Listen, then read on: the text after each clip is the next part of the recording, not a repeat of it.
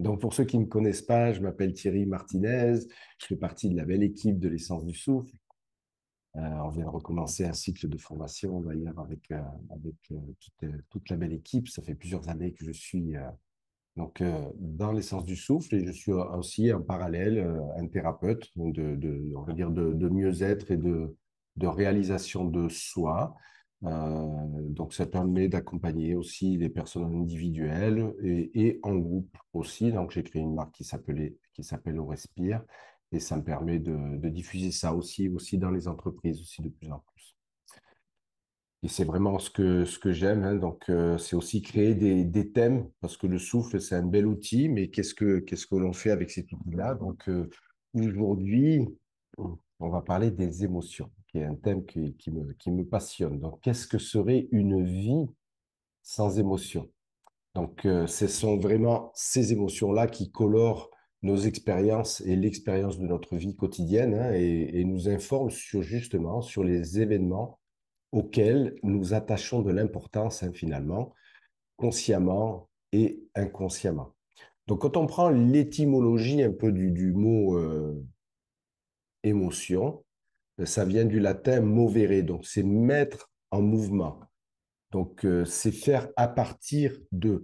Donc, le rôle des émotions est de signaler les événements qui sont signifiants pour chacun de nous et motiver les comportements permettant justement de les gérer. Donc, comme je le disais, elles sont souvent connectées à notre inconscient et ce sont des messagers. Donc, et on sait très bien que refouler ces émotions n'est pas finalement tellement judicieux. C'est comme si on voulait tuer notre messager. Donc, les émotions, elles sont là en fait pour nous guider, qu'il s'agisse de la joie, de la colère, de la surprise.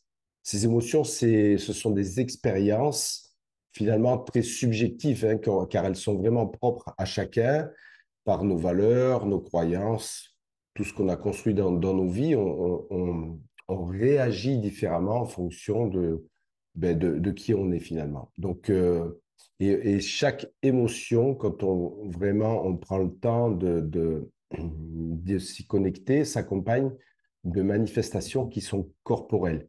C'est notre corps qui nous envoie les premiers messages qu'il se passe quelque chose en nous, hein, comme l'augmentation du rythme cardiaque, ça peut être très bien des sécrétions hormonales, une certaine bouffée de chaleur qui arrive.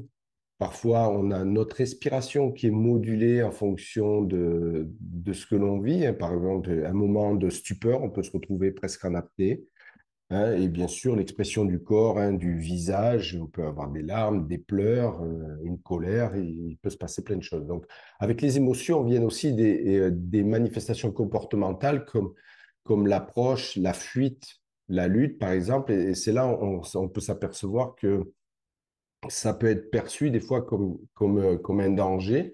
Et ça nous permet de nous adapter. C'est surtout notre système nerveux qui nous permet de s'adapter. Donc, les émotions influent sur notre système nerveux et la respiration est vraiment un atout majeur pour autoréguler notre système nerveux, le réguler, l'autoréguler. Donc, les émotions, elles influent aussi sur la perception que chacun se fait du monde qui nous entoure, hein, et dans lequel il est constitué. C'est un puissant vecteur de communication, d'information à l'autre, et ça permet aussi de réguler nos relations sociales. Donc, il se peut souvent que même deux personnes aient des émotions différentes dans une même situation identique, hein. C'est ce qui résulte un peu du filtre cognitif, c'est ce que j'expliquais tout à l'heure. On est tous faits différemment.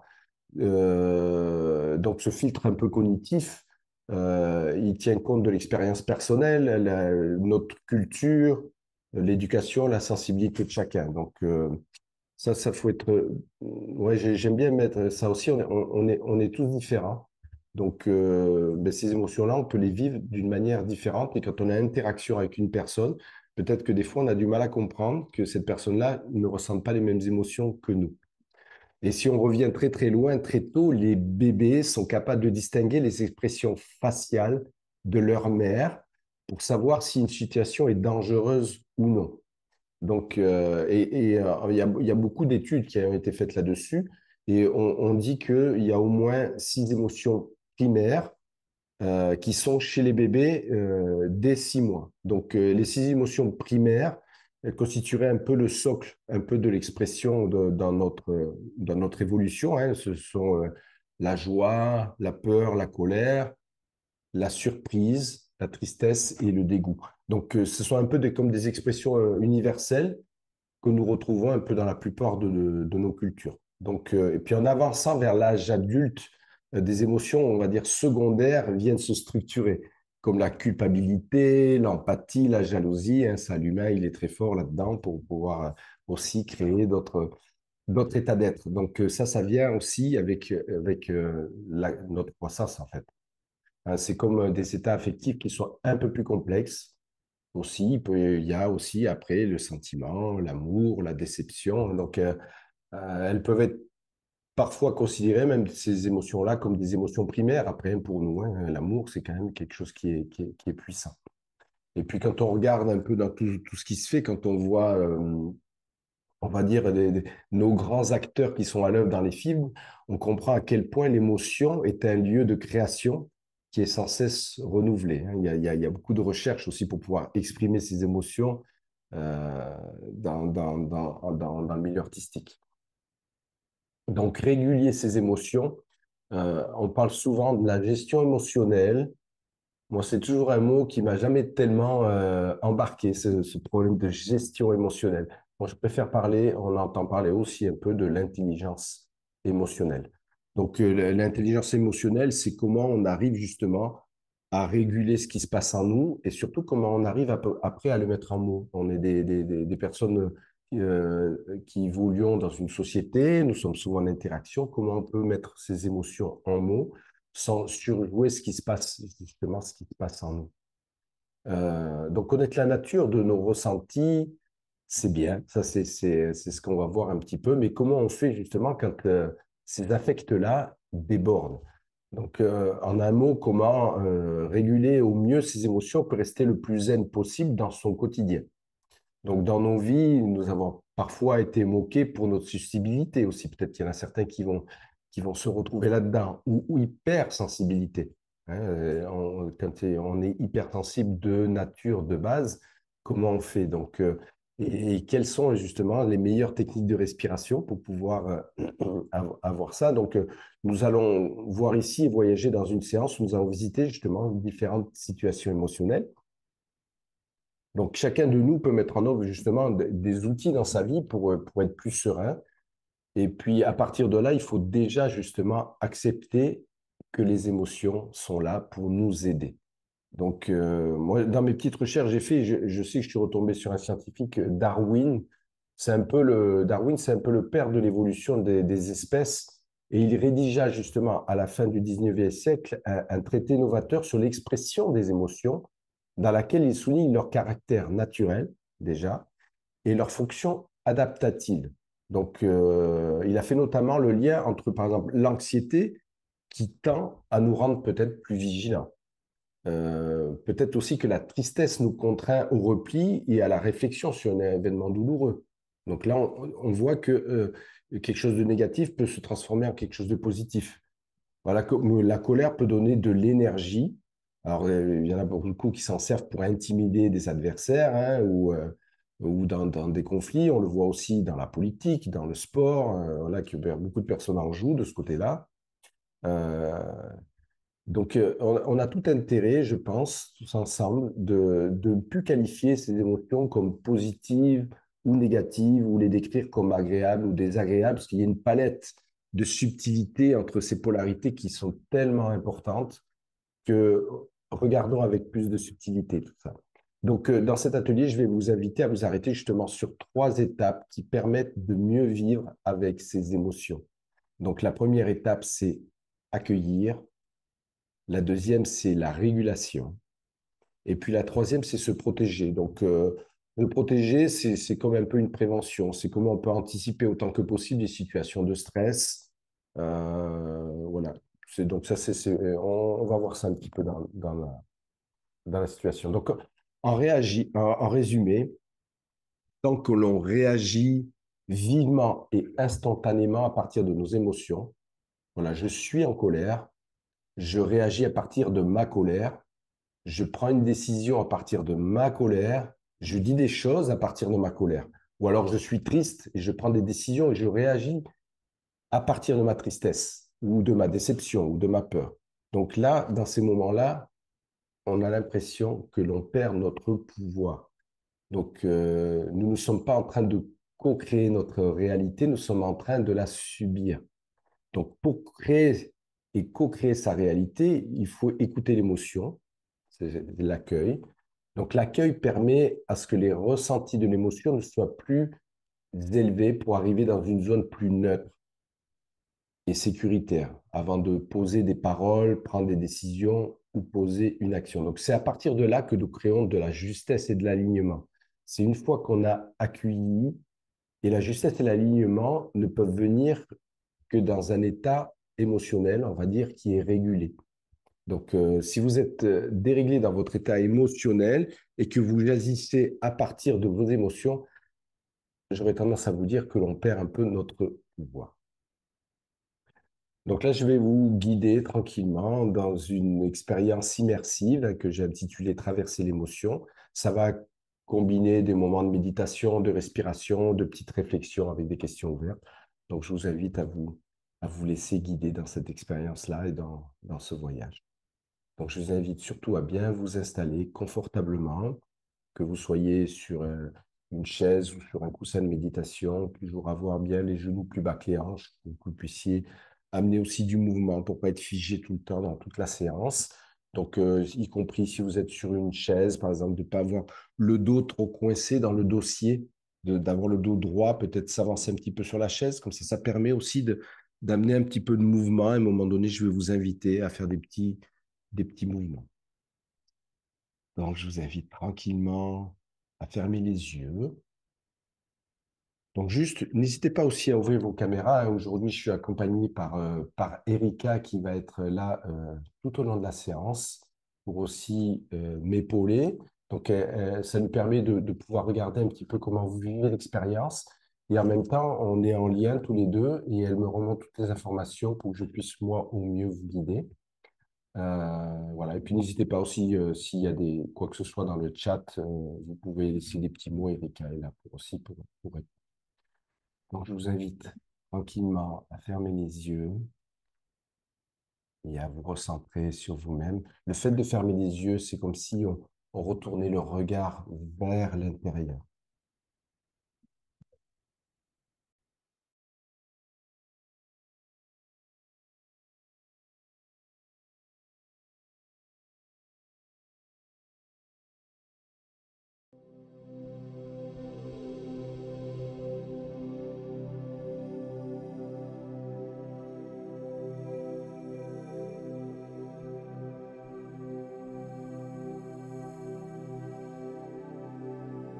On prend ce temps pour arriver en soi.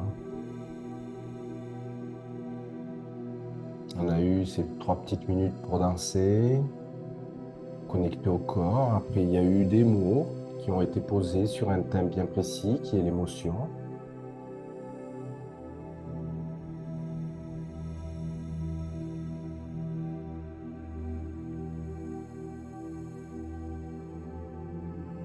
Donc, prenez le temps, un instant, juste pour vous connecter à votre respiration naturelle pour le moment. On reste sur sa respiration naturelle.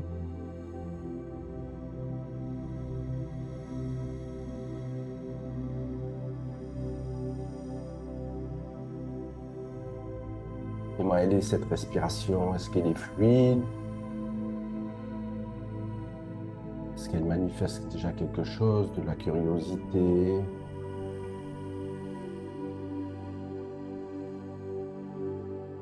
Est-ce qu'il peut y avoir aussi peut-être une petite nervosité?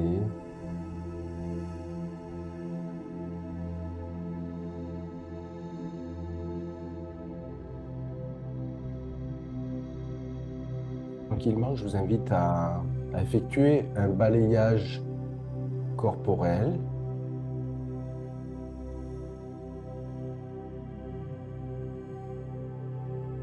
de votre corps des pieds en remontant jusqu'au sommet de la tête.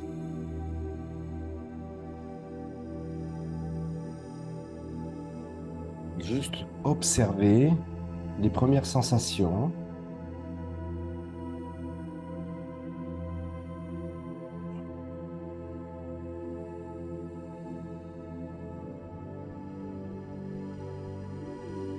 Et je vais vous inviter justement à être à la recherche d'un endroit dans votre corps où vous vous sentez bien. Quand on prend le temps d'observer à l'intérieur de son corps, on s'aperçoit qu'il peut y avoir différentes zones, différentes sensations.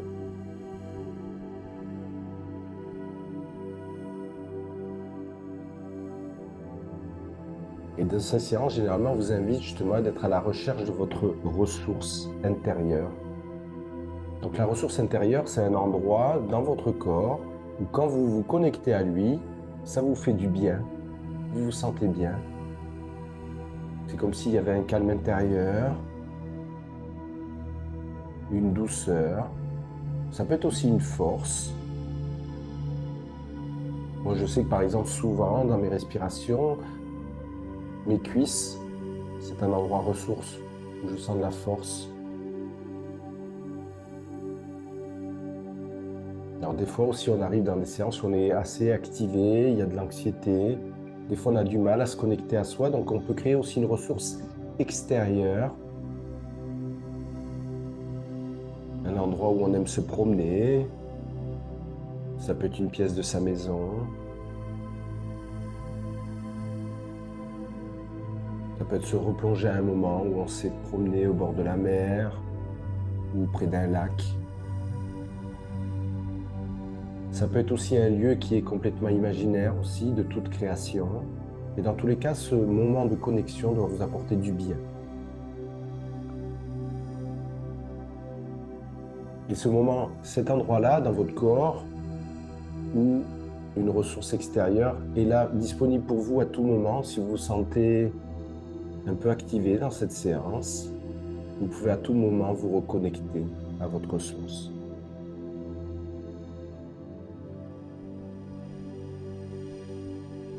Et tranquillement, je vais vous inviter à commencer la respiration connectée. Je vais vous guider. Donc la respiration connectée, c'est une respiration qui se fait par le nez. L'inspiration est plus longue et profonde, sur 5 temps. On amène le souffle dans le bas du ventre et on le remonte le plus haut possible dans la poitrine. Et sans pause entre l'inspiration et l'expiration, on expire par le nez. Et l'expiration se fait toute naturelle, dans le relâchement le plus possible.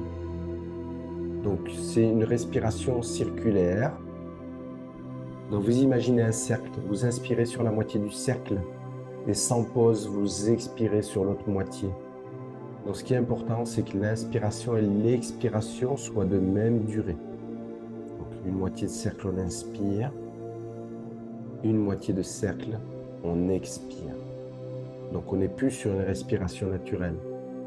L'inspiration est une inspiration active. Donc ça demande de la conscience. On amène le souffle dans le bas du ventre et on la remonte le plus haut possible dans la poitrine. Donc on fait en sorte de ne pas contrarier le corps s'il veut s'ouvrir à cette inspiration. Peut-être que votre corps veut s'ouvrir, les épaules veulent s'ouvrir à l'inspiration pour pouvoir emmagasiner un peu plus d'air dans vos poumons.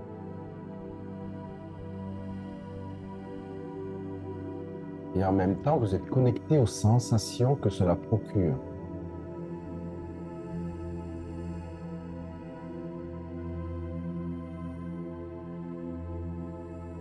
Donc il y a beaucoup de conscience dans cette expérience. On est son propre observateur. C'est comme si on retissait un lien entre son esprit, son corps, son cœur. On est là pour recréer une unité en soi. Donc on est bien connecté à sa respiration. Si des pensées arrivent, c'est tout à fait normal, on est des êtres de pensée, mais dès qu'on s'en aperçoit, on revient à sa technique de respiration.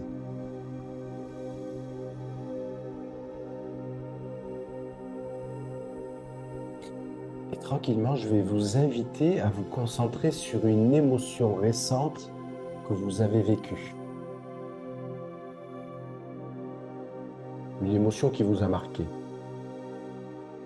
Quelle était cette émotion? Est-ce que c'était une colère, une joie, une peur?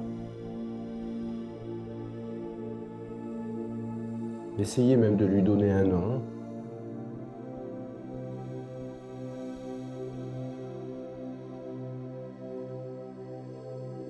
Et ne pas trop mentaliser. Laissez venir ce qui vient de manière intuitive. Votre corps sait.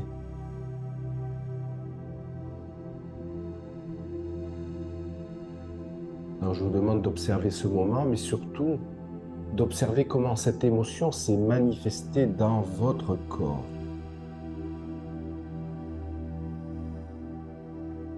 Est-ce que votre cœur s'est accéléré?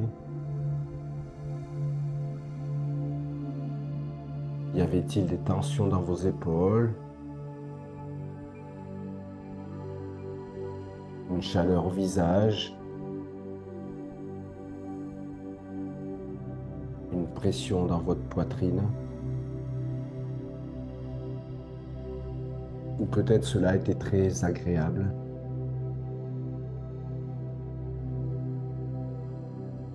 C'est juste de lier le souffle et de connecter comment votre corps vous a-t-il parlé à travers cette émotion, au niveau des sensations. Est-ce que là, il y a peut-être une couleur qui vous vient, une texture?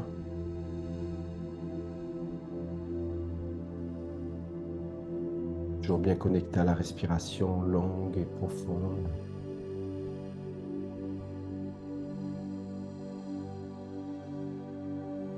Ressentez ce que votre corps a envie d'exprimer. Peut-être qu'il a envie de s'ouvrir un petit peu plus. Peut-être à chaque inspiration, il a envie d'ouvrir les mains un petit peu. Et à chaque expiration, les refermer.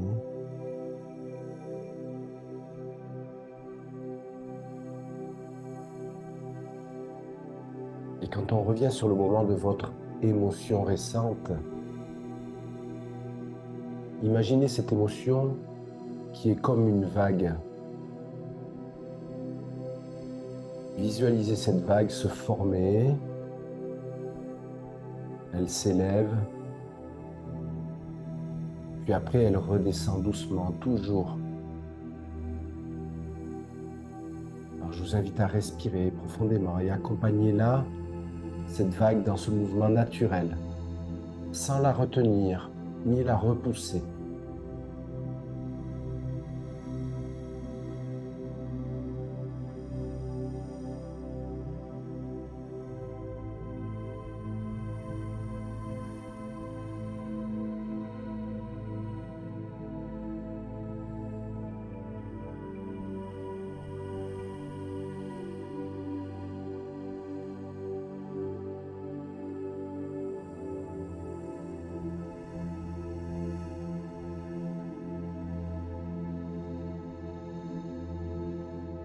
On accueille l'émotion et quand on l'accueille, c'est juste lui offrir un espace pour exister sans nous submerger.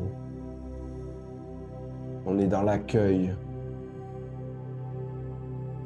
versus la réaction.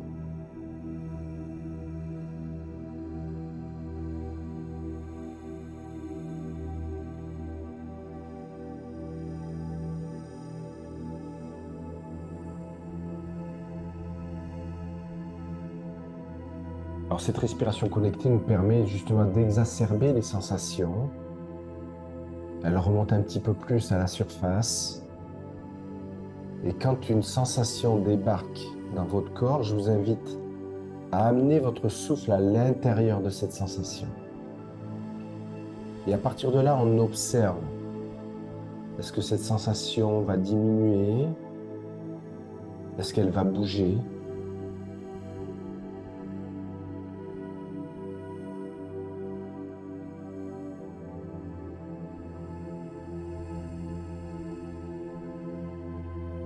Est-ce que les sensations de l'émotion changent?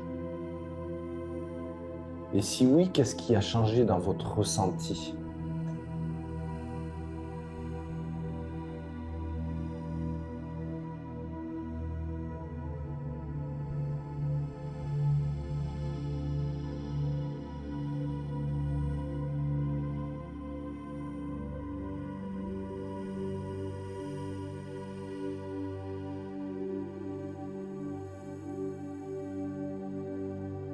Et tranquillement, en fonction de la situation que vous avez choisie, je vous inviterai maintenant à connecter à une émotion, ce qu'on veut dire positive. Une émotion qui vous a apporté de la joie,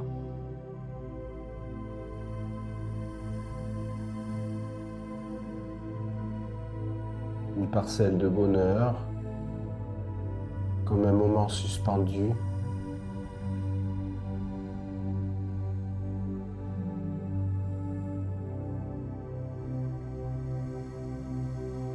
Visualisez cette émotion positive. Quel est votre environnement? Est-ce que vous êtes seul? Est-ce que vous êtes en interaction?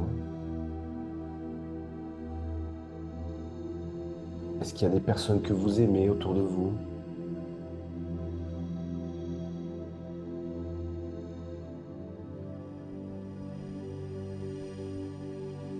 Imaginez que vous tenez cette émotion dans vos mains. Donnez-lui une forme. Donnez-lui une couleur.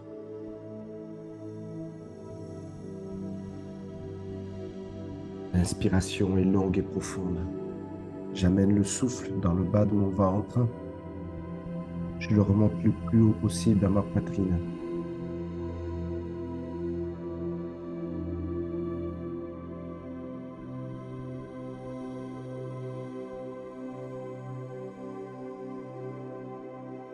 Que veut-elle vous dire, cette émotion?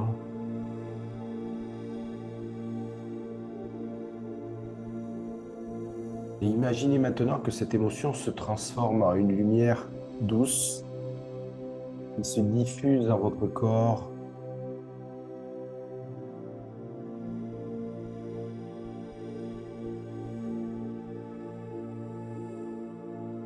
Et quelle que soit l'émotion, réguler son émotion, c'est choisir de transformer l'énergie qu'elle porte.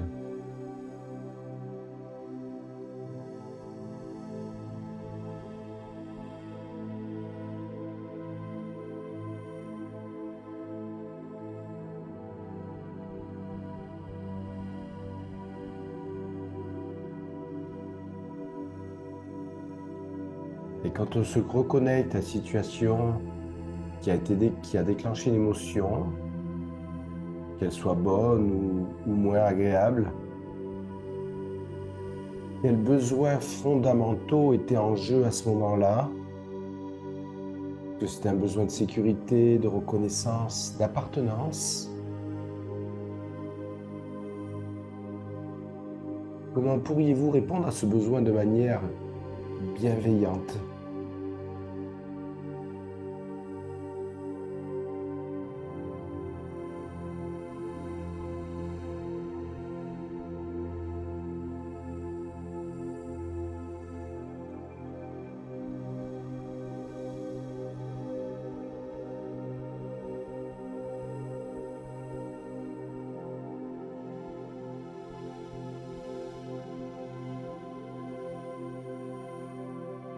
Et tout en étant bien connecté à votre respiration, pensez à cette émotion agréable que vous avez ressentie, peut-être de la joie, de la tendresse ou de la sérénité. Revivez ce moment comme si vous y étiez, inspirez profondément cette sensation. Laissez-la vous remplir.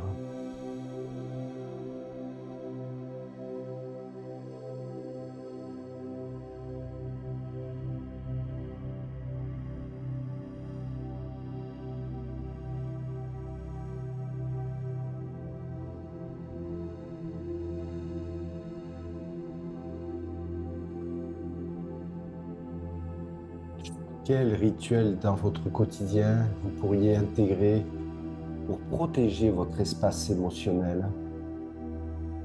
Dès qu'il y a le petit premier message que votre corps envoie pour l'accueillir, pour la réguler,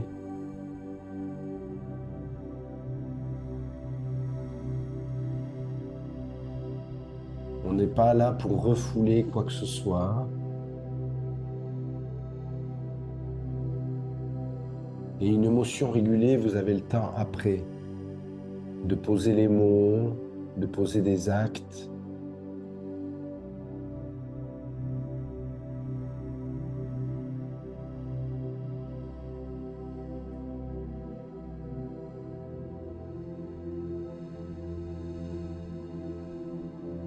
Donc les rituels, ça pourrait être une promenade en nature, peut-être une pause quotidienne pour respirer consciemment, en lien avec ses ressentis.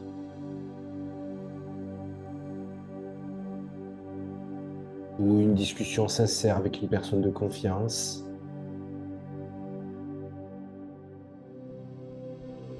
Ça peut être comme une intention que vous pourriez écrire après la séance. Cette semaine, je m'engage à, en fonction de ce que vous avez vécu dans cette expérience. Protéger son espace émotionnel, c'est créer les conditions pour vivre en harmonie avec soi-même.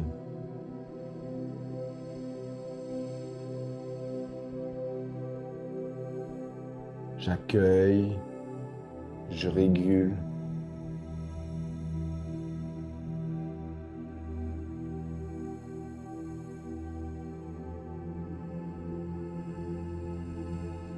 Et je me protège.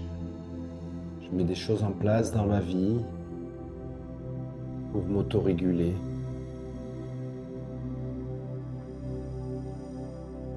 Chaque émotion est une porte d'entrée vers une meilleure compréhension de soi, une invitation à grandir.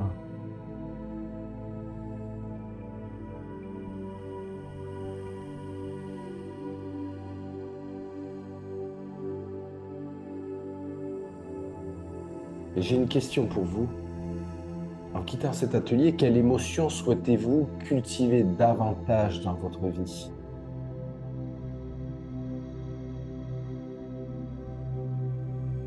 Respire.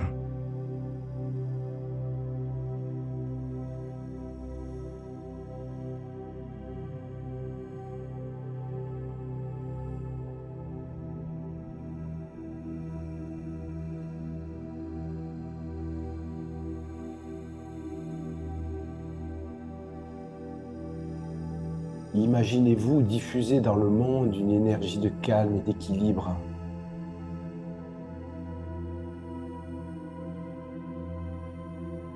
L'émotion est notre messager, notre souffle et notre guide.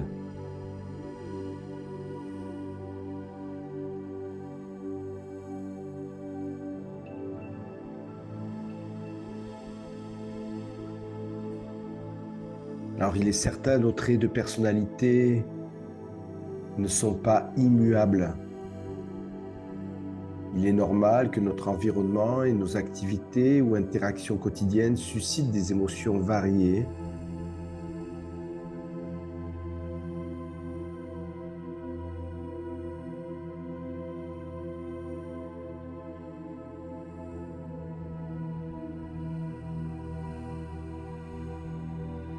Et quand vous reconnectez à votre quotidien, imaginez justement un environnement où vous sentez un peu d'anxiété, où il n'y a pas d'ouverture d'esprit, où ça ne vous inspire pas. À quoi il ressemble cet environnement?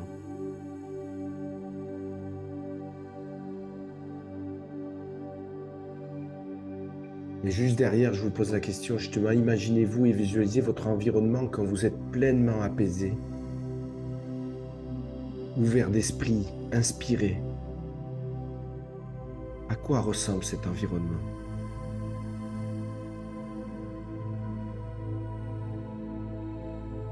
on peut s'apercevoir que pour aller bien, pour aller mieux, pour cultiver une certaine sérénité, parfois il suffit d'opérer d'infimes ajustements.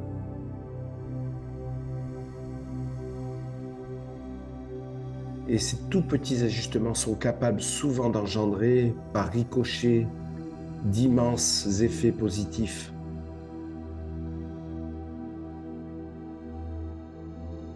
Respire.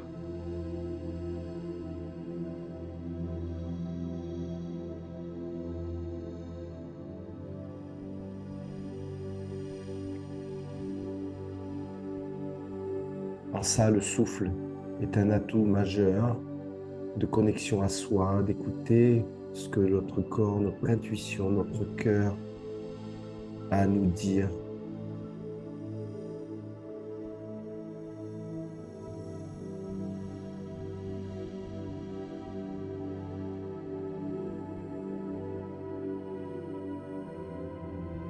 Pour ceux qui le souhaitent, je vous invite à poser une main sur votre cœur.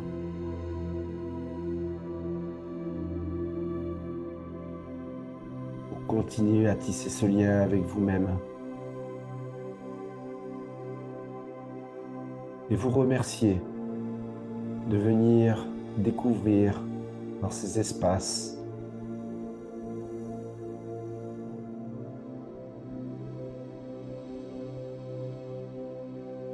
des petits outils de connexion, toutes simples.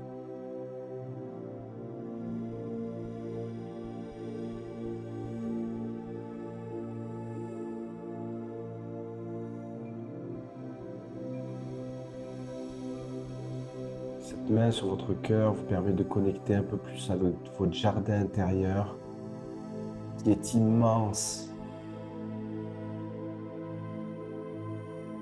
à votre amour qui est immense.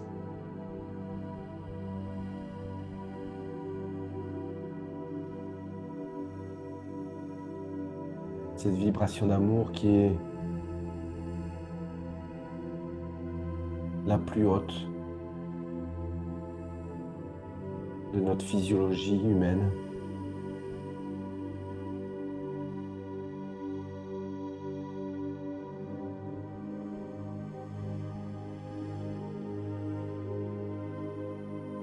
Laissez monter ce qui vient en vous.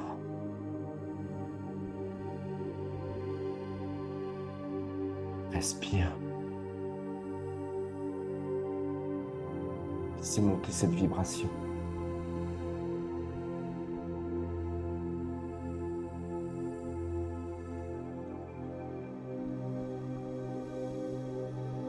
Goûtez le temps d'un instant cet état d'être, à cette belle émotion en conscience. Et écoutez ce qu'elle a à vous dire.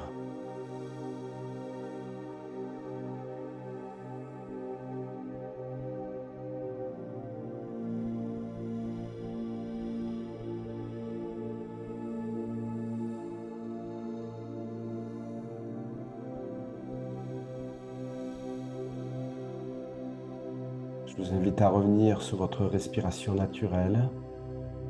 Gardez encore quelques instants les yeux fermés. Ce beau voyage tire à sa fin.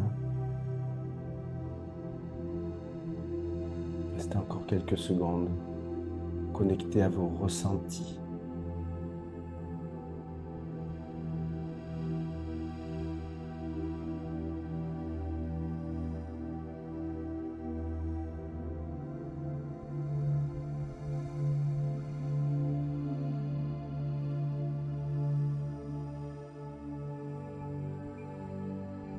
Et tranquillement, je vais vous inviter à bouger les extrémités de vos membres, des doigts, des mains, des pieds.